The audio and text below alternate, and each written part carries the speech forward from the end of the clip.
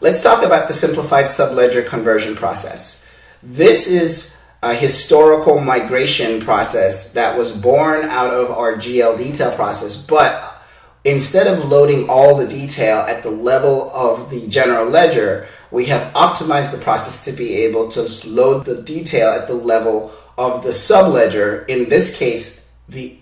accounts payable and accounts receivable subledgers. The outcome is that it allows for people to be able to look at those two subledger modules in Intacct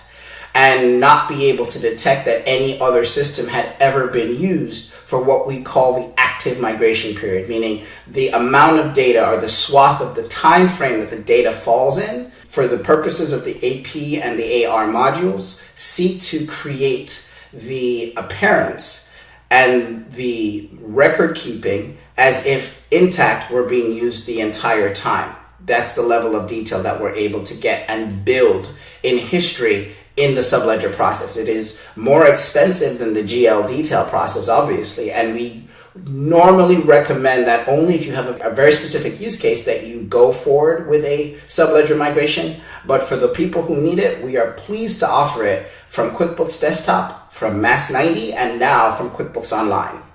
So to quickly go through this slide, all the company's historical data populates the AP and AR subledgers, and we have a GL carve-out for anything that doesn't belong on those two subledgers, which allows for you to be able to have better reporting in the different modules inside Intacct. You are truly able, if the swath of data is all you need, to let your legacy system go once you complete this particular migration, because we are able to grab all the data that's necessary to basically build those subledgers and have you replicate the reports that you had in your original legacy system.